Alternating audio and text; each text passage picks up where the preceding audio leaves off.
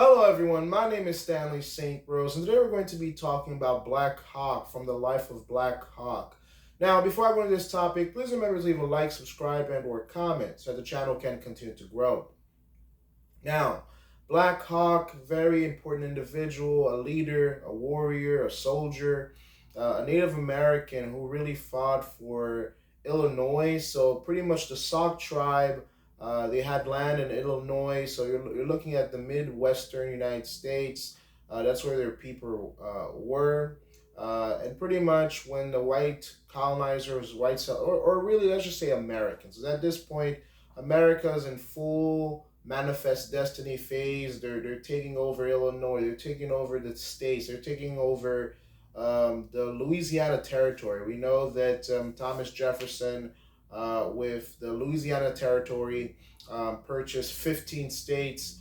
Illinois, because of that, Illinois was part of it, and Native Americans, they just had to be moved out. They were slaughtered. All right, let's just be quickly and honest about this. Native Americans, the U.S. just wanted to get rid of them. All right, the settlers, the colonizers, the Americans, the early Americans, they didn't want to share the land. All right, they weren't going to share the land, and as you can see today, the land is not really shared, and the Americans pretty much just chopped them all down. Specifically, when we get to the life of Black Hawk, there's periods where they surrender, but they still get slaughtered. Men, women, children, they all get slaughtered. What's kind of sad here is that the Native Americans try to plead with the Americans. They try to say it's not fair. They try to say all these types of things. But again, this was conquest. And conquest, you have all this land. You don't have the weapons. You don't have the manpower. You don't have the military to stop us. It's either you listen to us, we give you what we give you, or you get slaughtered. And Black Hawk, he tried to fight against America. He tried to fight against the American army at this point.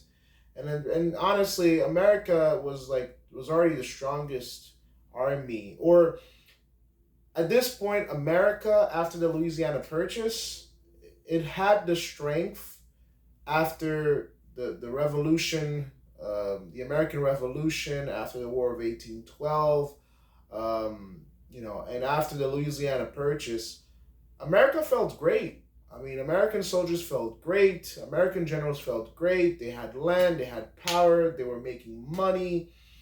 America was free, and the prosperity was pretty much coming from sea to shining sea. And the Americans had no chance. The Native Americans had no chance. Black Hawk here trying to take over Illinois, trying to take back his own land, his land that his ancestors had died on. They tried their best, but they weren't going to win. Their women were abused, beaten. They were beaten for any type of reason.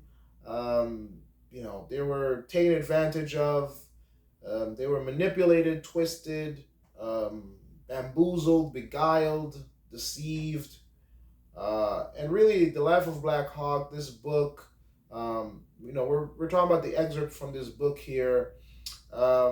Ultimately, all you need to know about this book is that it really details Black Hawk's life, his journey through life and trying to take it back his land, and the horrors that his people, the Sauk people, had to face, and all the things that they went through.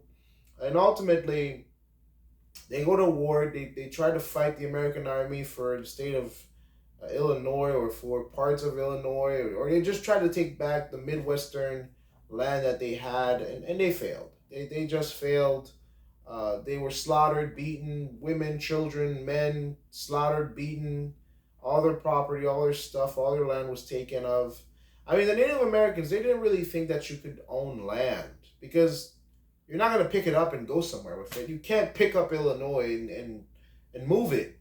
So the idea of selling land was so strange to Native Americans. But the Americans had sold the land underneath their feet, which is, I kind of get where the Native Americans were coming from. How can you sell the land underneath my feet? It's underneath my feet. You can't move it. You can't wear it. You can't. It's not. It can't be property. I mean, it is property today, but back then, how are you going to sell land?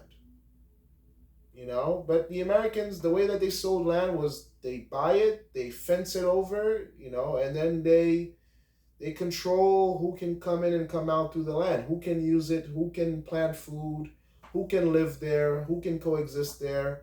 That's how you sell land. That's how you control land. And ultimately, although Black Hawk pleaded, begged, went to war, a lot of his men died. He was arrested. He was taken captive. He was released, but then he ultimately died.